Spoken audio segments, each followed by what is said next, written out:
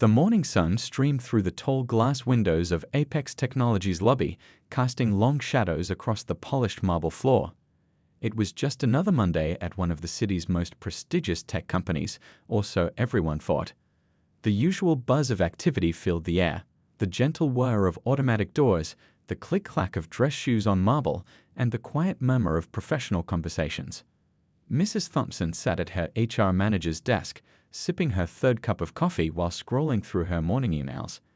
She'd worked her way up to this position over 8 years, and she took pride in what she called maintaining the company's prestigious image. Her desk, positioned to overlook the waiting area, gave her a perfect view of everyone who entered the building. Around 9:30 a.m., she noticed a young black woman walk into the lobby.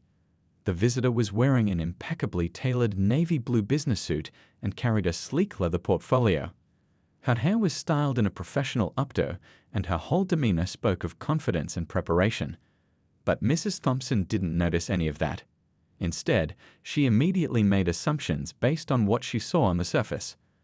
The young woman approached the reception desk, speaking quietly with the receptionist who had started just last week. Mrs. Thompson watched as the new receptionist fumbled with the computer system, probably trying to find the visitor's information. That was all Mrs. Thompson needed to see. She straightened her cream-colored blazer, put on what she thought was her most authoritative expression, and walked purposefully toward the reception area. "I couldn't help but notice there seems to be some confusion," Mrs. Thompson said, her voice dripping with fake sweetness. She didn't even glance at the computer screen where the receptionist was pulling up the day's schedule. "I handle all our hiring processes, and I don't recall any interviews scheduled for today." The young woman opened her mouth to speak, but Mrs. Thompson held up her hand, cutting her off. "I know you're probably eager to work here, but we have very specific hiring windows for entry-level positions. You really should have checked our website first." Her tone was that special kind of condescending that some people perfect over years of looking down on others. The lobby had grown quieter. Other employees were trying to appear busy with their phones or laptops, but their attention was clearly focused on the scene unfolding before them. A few looked uncomfortable, but nobody spoke up. The young woman remained remarkably composed. "Actually, I have an appointment scheduled for—" "Listen," Mrs. Thompson interrupted again, her voice growing firmer. "I'm trying to do you a favor here. This is a professional environment, and we have certain standards. I'm sure you understand." She emphasized the word professional as if it were a concept too complex for her visitor to grasp. The young woman's expression remained neutral, but her eyes showed a flash of something, not anger or hurt, but something more like recognition, as if she'd seen this scene play out before and knew exactly how it would end. "Could I have your full name and position, please?" the young woman asked calmly, pulling out her phone. The question seemed to please Mrs. Thompson, who probably thought the young woman wanted to know who to thank for this helpful advice. "Mrs. Rebecca Thompson, Senior HR Manager," she replied with a self-satisfied smile, even straightening her name badge for better visibility. "I've been with Apex Technologies for 8 years, ensuring we maintain our high corporate standards." The young woman nodded, typing something into her phone. The reception area had grown so quiet you could hear the gentle hum of the air conditioning. The new receptionist looked like she wanted to say something but kept glancing nervously between her computer screen and Mrs. Thompson. "Now," Mrs. Thompson continued, reaching for her desk phone, "I can call security to escort you out, or you can leave on your own. I'm giving you the choice because I'm trying to be nice about this." Her finger hovered over the phone's keypad, her expression suggesting she was doing everyone a great favor by handling this situation. Several employees in the lobby were now openly watching, some with concerned expressions, others pretending to be absorbed in their morning routines, while stealing glances at the unfolding drama. The morning sun continued to stream through the windows, highlighting particles of dust in the air, as if even nature was holding its breath for what would happen next. Little did Mrs. Thompson know, but the next few minutes would completely transform her perfectly ordered world. The young woman she was trying to remove from the building wasn't just any job applicant, but that revelation would come in the next part of our story, bringing with it consequences that would shake Apex Technologies to its very foundation. The tension in Apex Technologies' lobby continued to build as Mrs. Thompson reached for her phone to call security. The young woman stood perfectly still, her composure unwavering despite the humiliating situation unfolding around her. Several employees who had been pretending to work on their phones were now openly watching the scene, their expressions a mix of discomfort and uncertainty. "I really must insist," the young woman tried one more time, her voice steady and professional. "I have an appointment scheduled for 10 a.m. with..." "Young lady," Mrs. Thompson cut in, emphasizing each word as if speaking to a child. "I've worked here long enough to know every single hiring process we have. And I can assure you that we don't have any entry-level positions available right now." She paused, looking around at her audience of uncomfortable onlookers before adding, "Besides, all our candidates come through proper channels." The new receptionist, who had been frantically clicking through the computer system, finally found what she was looking for. Mrs. Thompson," she said hesitantly, her voice barely above a whisper. "I think you should." "Not now," Mrs. Thompson snapped, not even bothering to look at the receptionist.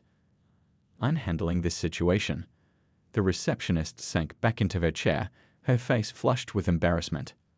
The young woman adjusted her leather portfolio, maintaining her dignified stance.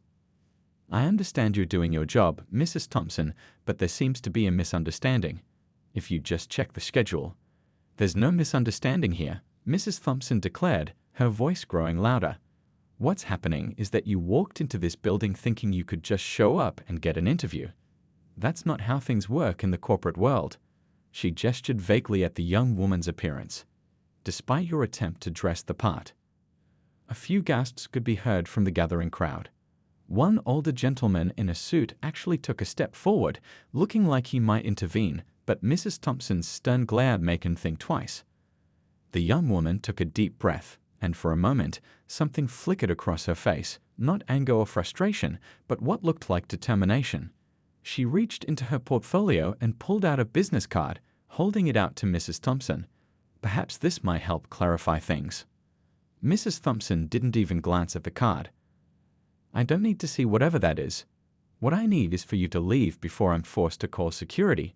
She picked up her phone and started dialing, making a show of each button press. "I'm giving you one last chance to walk out on your own." The elevator dinged in the background, but nobody paid attention to it.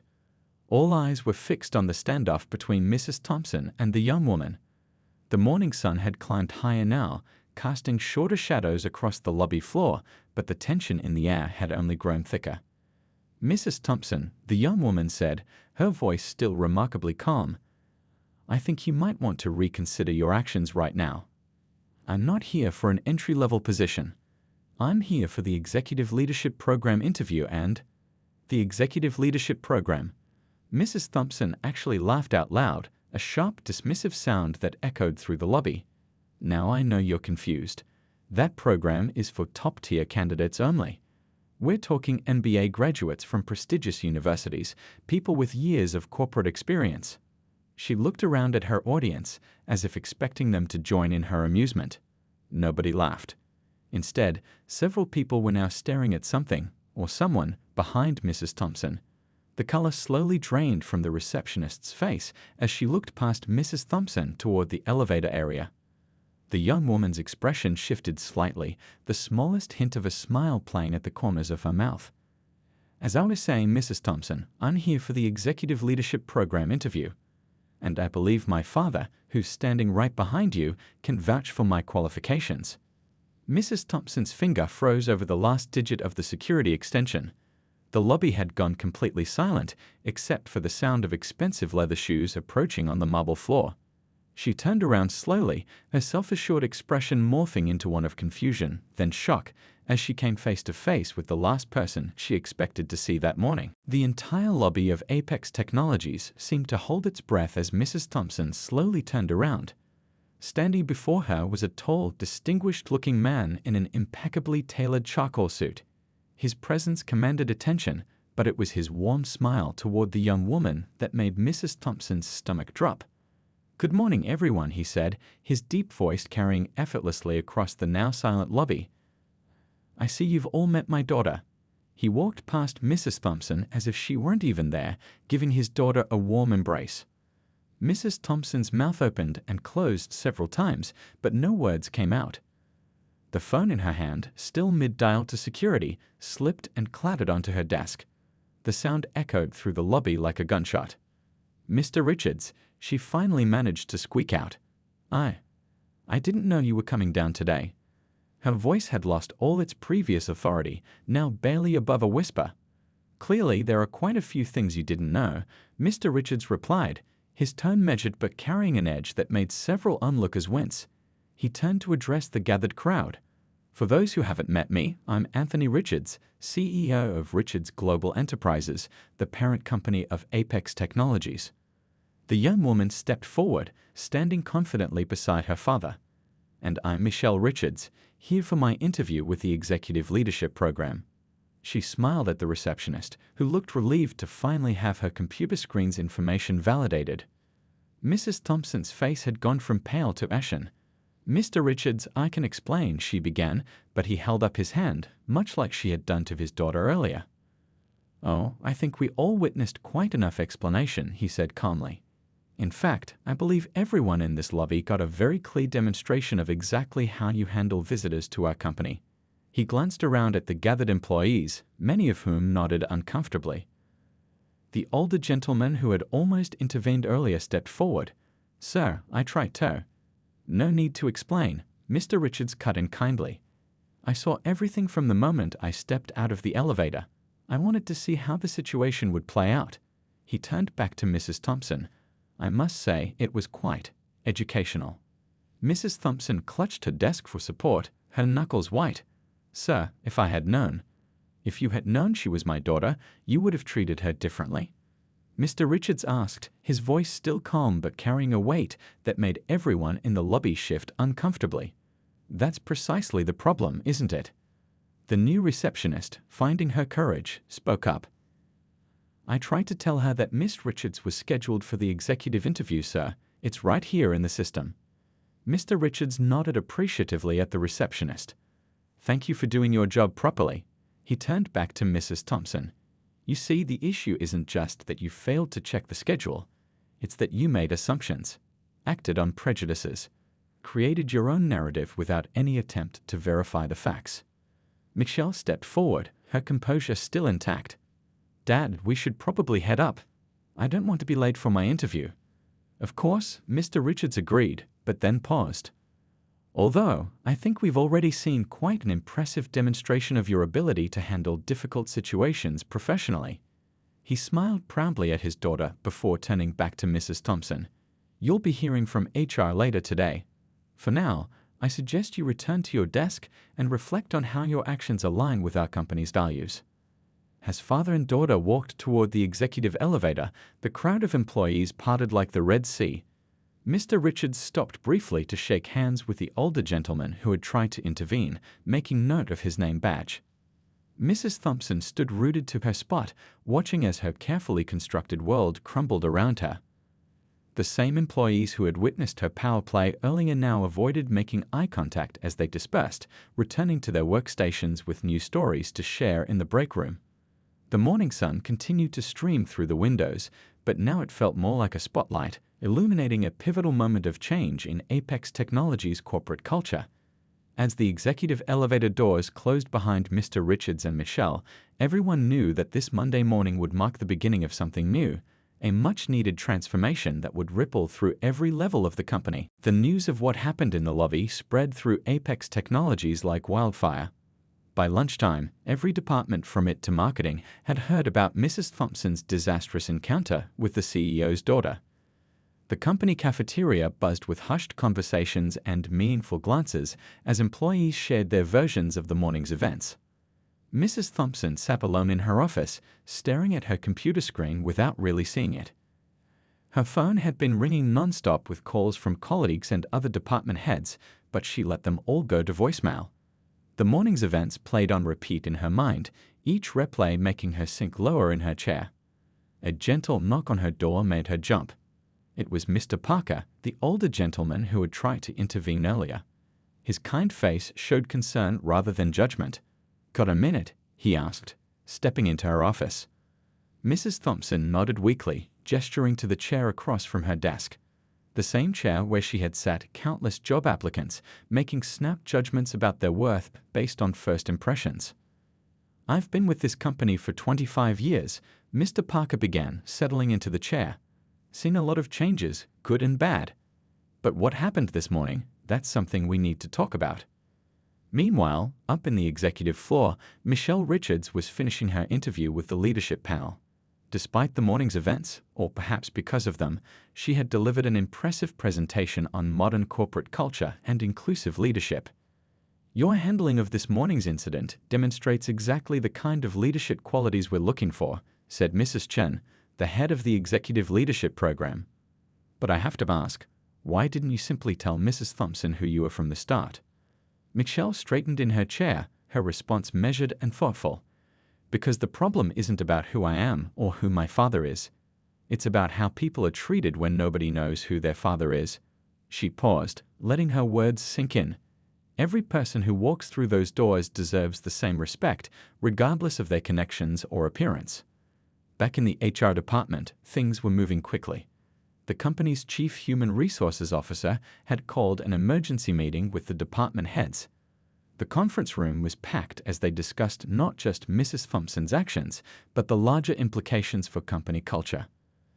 "This isn't just about one incident," the CHRO explained, standing at the head of the table. "This is about examining our entire approach to people. How many talented individuals might we have lost because of unconscious bias? How many great ideas have we missed because someone was judged before they could speak?" In the lobby, the new receptionist was being praised by her supervisor for trying to do the right thing. "You stood your ground and tried to check the facts," her supervisor said. "That's exactly what we need more of around here." As the afternoon wore on, Mrs. Thompson received the email she had been dreading, a summons to meet with the HR director and legal team at 4 p.m. She gathered her courage and composed herself, knowing she would have to face the consequences of her actions. Mr. Richards sat in his office reviewing the security footage from the lobby.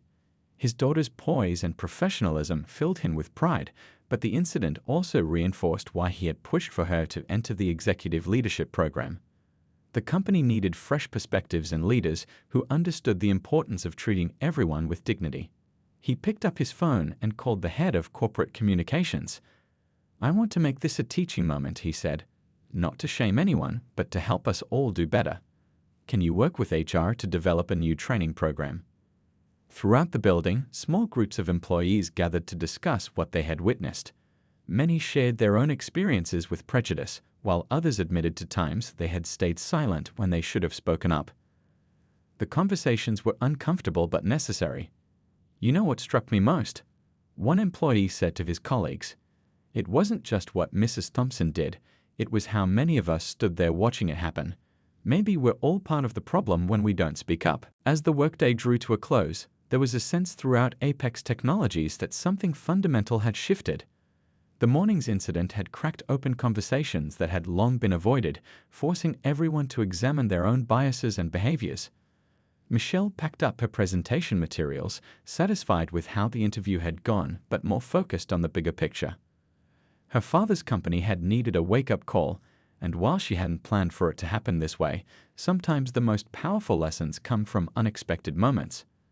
The setting sun cast long shadows through the lobby windows, so different from the morning light that had witnessed the confrontation. As employees headed home, many found themselves reflecting on their own roles in creating a more inclusive workplace. Sometimes it takes a dramatic moment to open eyes that have been comfortably closed for too long. The 4 p.m. meeting in the executive conference room felt more like a turning point than a disciplinary session. Mrs. Thompson sat at one end of the long table, facing the HR director, two members of the legal team, and Mr. Parker, who had been asked to attend as a witness to the morning's events.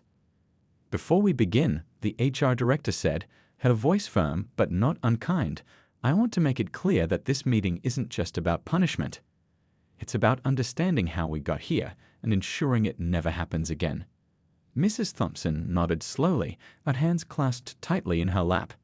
The confidence she had displayed that morning was gone, replaced by a dawning recognition of her actions' impact. "Could you walk us through what happened this morning in your own words?" the HR director asked, pressing the record button on the meeting room's audio system.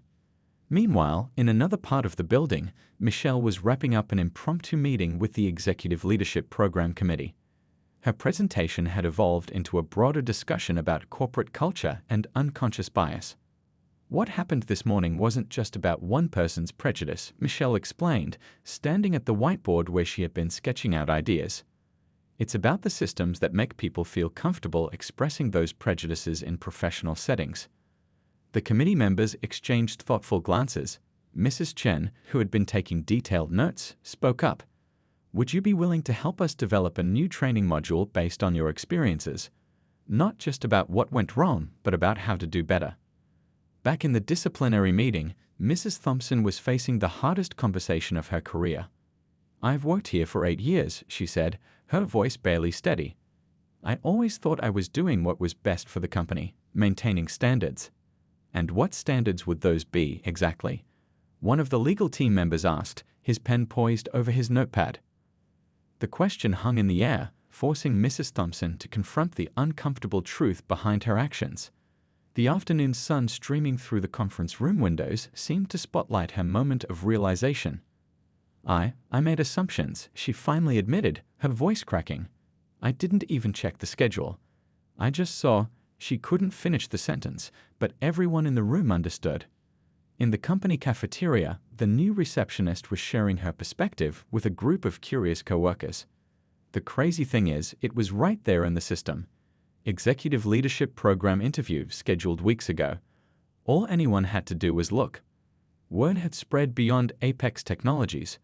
Other companies in the business district were buzzing with the story, leading their own executives to examine their hiring practices and workplace culture.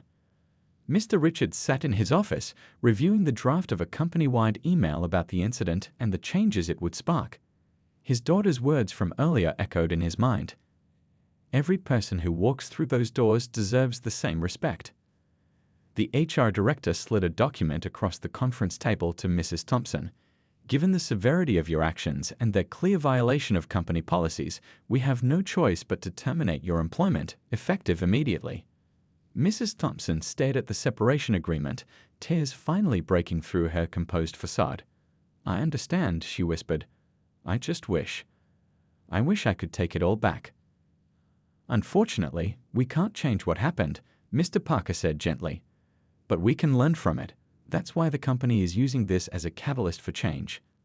In the lobby, facilities workers were installing a new sign next to the reception desk. It read, "Welcome to Apex Technologies, where every visitor is treated with respect and dignity." Simple words, but they carried the weight of the day's events. Michelle stood at her father's office window, looking out over the city as the sun began to set. You know, Dad, when I applied for the leadership program, I never expected to make an impact quite like this. Her father joined her at the window. Sometimes the most important leadership lessons come from the hardest moments. What matters is how we learn from them. As the day drew to a close, employees leaving the building passed by the reception desk, many noticing the new sign for the first time. The young receptionist sat at her desk, a new confidence in her posture as she greeted the evening cleaning crew with the same respect she showed to executives. The incident that had started with prejudice and assumptions was ending with reflection and change. Tomorrow would bring new training programs, revised policies, and hopefully a little more wisdom. But for now, the quiet of evening settled over Apex Technologies, a company forever changed by one morning's revelation. 1 month after the incident that shook Apex Technologies, the company's lobby had a different energy. The new welcome sign wasn't the only change. There was a warmth in the air that hadn't existed before. The young receptionist, now promoted to Visitor Experience Coordinator, greeted everyone with the same professional courtesy, from delivery people to CEOs. It's amazing how much can change in just a few weeks, Mr. Parker remarked to a colleague as they passed through security. The security team now wore badges that read Welcome Ambassador instead of Security Officer, a small but significant shift in perspective. Up in the executive floor, Michelle was leading her first training session as part of the new corporate culture initiative. The conference room was packed, with some employees joining virtually from other branches. Let's talk about first impressions, she began, standing confidently at the front of the room. Not the ones we make, but the ones we jump to about others.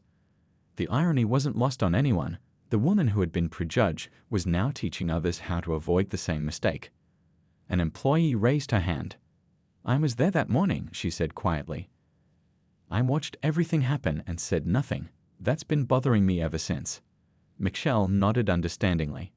Being a bystander is its own form of participation, but today we're learning how to be active allies instead. She clicked to the next slide, which showed the company's new visitor protocol. In the HR department, things had changed dramatically. The new head of talent acquisition had implemented a blind initial review process for all applications. "We're looking at qualifications first, names and photos later," she explained to her team during their morning briefing. The story of what happened had spread beyond Apex Technologies, becoming a case study in corporate training programs across the city. Other companies reached out to learn from their experience, leading to a broader conversation about workplace culture and unconscious bias. Mr. Richards sat in on one of Michelle's training sessions, watching proudly as she handled difficult questions with grace and wisdom. "What happened that morning was uncomfortable for everyone," she was saying, "but discomfort can be a powerful teacher." The young receptionist, now Ms. Carter, the visitor experience coordinator, had become an unexpected role model. "I just did what felt right," she explained to a group of new hires during their orientation. Sometimes standing up for what's right means speaking up, even when it's scary. In the cafeteria, conversations have shifted. Instead of office gossip, employees discussed ways to make the workplace more inclusive. A group had started a lunch and learn series called Different Perspectives, where people could share their experiences and learn from each other. "You know what's really changed?" One IT specialist said to his teammates over coffee. "It's not just the policies, it's how we see each other, how we treat each other." The company's quarterly newsletter featured a special section on the transformation, from incident to innovation, how one morning changed our corporate culture, read the headline. The article detailed the new initiatives without mentioning names or pointing fingers. Michelle's Executive Leadership Program presentation had evolved into a company-wide initiative called Welcome Forward. The program focused on creating an environment where everyone felt valued and respected from the moment they walked through the door. Even the building's physical space was changing. The lobby now featured artwork from local artists of diverse backgrounds. The walls display the company's new core values, with respect for all prominently featured. Mr. Parker, who had become an informal mentor to many, often shared his perspective on the transformation. "I've been here 25 years, he would say, and I've never seen change happen so fast or feel so real." In a twist of fate, several highly qualified candidates who had previously been overlooked were hired under the new protocols. Their fresh perspectives and talents were already making positive impacts across departments. The cleaning staff, delivery personnel, and other service providers noticed the difference too. "It's like we're actually seen now," one maintenance worker commented. "People look us in the eye, learn our names." As the workday wound down, Michelle stood in the lobby, watching people leave for the evening. Some nodded to her in recognition, others smiled warmly, but everyone, from executives to interns, treated each other with the same level of respect. Sometimes, she mused of her father as they headed to their cars, the hardest moments lead to the most necessary changes. The setting sun cast a warm glow through the lobby windows, illuminating the welcome sign that had become more than just words on a wall. It was a promise, one that Apex Technologies was keeping, one interaction at a time. 1 year had passed since the morning that changed everything at Apex Technologies. The company was hosting its annual leadership conference, but this year was different. Instead of the usual downtown hotel, they held it in their own lobby, the very place where it all began. Michelle, now the head of corporate culture and inclusion, stood at the podium addressing a diverse crowd of employees, business partners, and industry leaders. The lobby had been transformed into an event space, with the morning sun streaming through the windows just as it had that fateful day.